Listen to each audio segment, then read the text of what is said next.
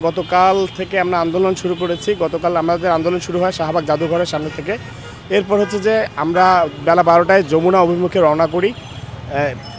এরপর হচ্ছে পুলিশ আমাদের ব্যারিকেড দিয়ে আটকে দেয় এবং একটা পর্যায়ে আমাদের আমরা যাতে সামনে এগোতে না পারি, পুলিশ আমাদের উপর লাঠিচার্জ করে, আমাদের প্রতিবন্ধী ভাই বোনদের উপর ধাক্কাধাক্কি করে। আপনারা জানেন আমরা প্রতিবন্ধী মানুষ, আমাদের ক্ষেত্রে আসলে কারোর সাথে বার্গেনিং করা, মারামারি করা, ওই টাইপের কোনো কিছু করা সম্ভব না। কারণ হচ্ছে আমাদের কারো চোখ নাই, কারো হাত নাই, কারো পায়ের সমস্যা। এই এত সংখ্যক সমস্যা নিয়ে আমরা এই ধরনের কাজগুলো কখনোই করতে পারি না। তো যেটা হয় যে পুলিশ আমাদের যখন ধাক্কা দেয় কিংবা পুলিশ আমাদের মেয়েদের গায়ে, মহিলা পুলিশ যারা আঘাত করে, আমাদেরকে আসলে ওই জায়গা থেকে ছত্রভঙ্গ করে দেওয়ার চেষ্টা করে, ছড়িয়ে দেয়। এক পর্যায়ে যেটা হয়, আমাদেরকে সামনে আগাতে না দিয়ে ওইখানেই ওরা আমাদেরকে অবরুদ্ধ করে রাখে।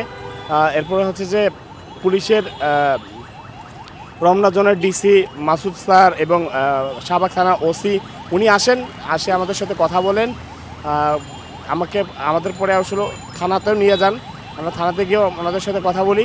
আমরা অনেক চেষ্টা করি যমুনাতে যাওয়ার জন্য, কিন্তু কোনোভাবেই ওনারা আমাদের যমুনাতে যেতে দেয়নি। পরবর্তীতে ওনারা যেটা করেছে, আমাদের সাথে বলেছে যে আপনাদের একটা প্রতিনিধি টিমকে আমরা ওখানে পাঠানোর ব্যবস্থা করছি। সেক্ষেত্রে হচ্ছে যে 5 সদস্য টিম দেখা করতে পারবে। তো আমরা চেয়েছিলাম যেন আমরা প্রধান উপদেষ্টার সাথে দেখা করতে পারি। ওনারা বললো পরে যে না, এটা পসিবল হবে না, কারণ হচ্ছে প্রধান উপদেষ্টা সাথে আমাদের আসলে সরাসরি যোগাযোগ করার এখতিয়ার নেই বা আমরা অতটুকু ক্ষমতাও রাখি না।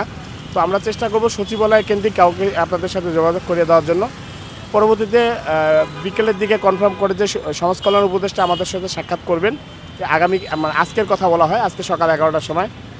কিন্তু আজকে পুলিশ আমাদের থানা থেকে যোগাযোগ করে 11টার সময় সচিবালয় নিয়ে যাওয়া হয় আমাদের একটা 5 সদস্য টিমকে নিয়ে।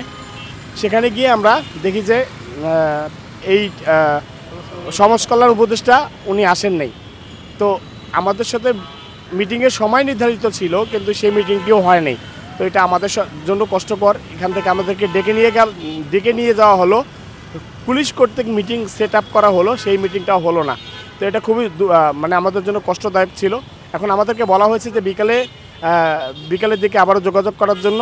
যদি উনি আসে তাহলে আবারও উনি আমাদের সাক্ষাৎ করার সুযোগ করে দিবে।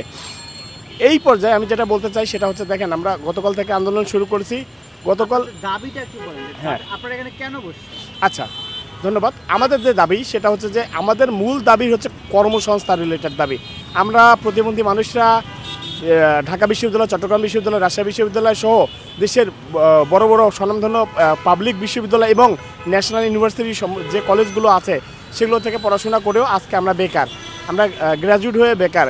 তো আমরা চাই যে আমাদের প্রতিবন্ধী ব্যক্তিদের কর্মসংস্থান নিশ্চিত করা হোক এবং আমাদের জন্য যে আছে বিশেষ নিয়োগ, প্রধান উপদেষ্টার নির্বাহী আদেশে আমাদের জন্য বিশেষ নিয়োগের ব্যবস্থা করুক। বিশেষ নিয়োগ এমনি আমরা দিতে বলছি না। আপনারা জানেন যে কোটা আন্দোলনের প্রেক্ষাপটে তৎকালীন প্রধানমন্ত্রী এবং আদালতের নির্দেশনায় 1% কোটা আমাদের জন্য দিতে বলেছে, যেটা আসলে যত সামান্য। আমরা চাই এই কোটার যে বন্টন সেটাও আমাদের জন্য বাড়ানো হোক। তবে যদি বাড়ানো নাও হয়, এই 1%টাকেই আমাদের জন্য স্পেসিফিক পুরো বাংলাদেশের যতগুলো পদ আছে, আমরা যে পদগুলোতে কাজ করতে পারবো সেই পদগুলোকে নির্ধারিত করে আমাদের মধ্য থেকে বিশেষ নিয়োগের ব্যবস্থা করা হোক। প্রতি 2 বছর অন্তর অন্তর আমাদের জন্য বিশেষ নিয়োগের ব্যবস্থা করা হোক, যাতে করে আমরা চাকরি পেতে পারি। আমরা এই যে এত কষ্ট করে পড়াশোনা করে আজকের এই পর্যায়ে আসি, আমাদের আসলে আশা কোনো মূল্য থাকে না যদি না আমরা কর্মসংস্থানে যুক্ত হতে পারি। তো সমাজের মানুষ তো দূরের কথা, নিজের পরিবারের মানুষও হেয় প্রতিপন্ন করে বলে, টিটকারি করে বলে তোদেরকে আসলে এত পড়াশোনা করে লাভ কি, সেই তো ভিক্ষাবৃত্তি করে খেতে হয়। তো এটা আসলে সত্যি খুবই লজ্জাকর, অনেক কষ্টদায়ক এবং পীড়াদায়ক আমাদের জন্য।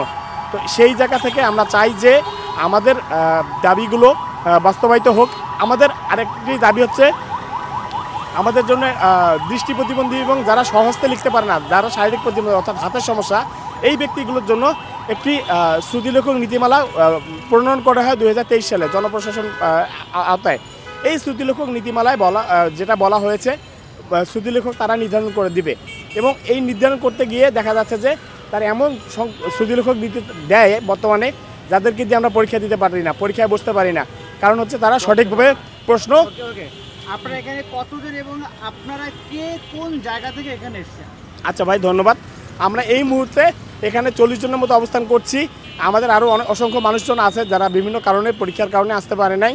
আচ্ছা, আর হচ্ছে এইখানে পুরো বাংলাদেশের মানুষ আছে। আপনি যদি বলি এক একজনের এক একটা জেলা, মানে 64 জেলা, যেমন উত্তরবঙ্গ থেকে এখানে লোক আসছে, দক্ষিণবঙ্গ থেকে লোক আসছে, আপনার পূর্ববঙ্গ থেকে লোক আসছে, মানে বলা যায় যে মোটামুটি অনেক জেলার লোক আছে এখানে। কতদিন হলো আপনাদের? আচ্ছা, এখানে আমরা গতকাল রাত মানে সন্ধ্যা বিকাল থেকে এখানে বসেছি, তারপর থেকে এখন মধ্যে আমরা এখানে অবস্থান চালিয়ে যাচ্ছে। সকাল থেকে শুরু করছি।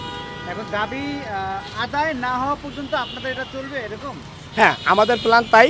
এবং এখানে একটা কথা আছে, আজকে আমরা যদি সমাজ কল্যাণ উপদেষ্টার সাথে সাক্ষাৎ করতে সক্ষম হই, ওনার সাথে আলোচনার ভিত্তিতে উনি কি বলে এবং আমাদের দাবিগুলো যদি ওনারা মেনে নেয়, তাহলে হয়তো আমরা আন্দোলন চালিয়ে নিব না।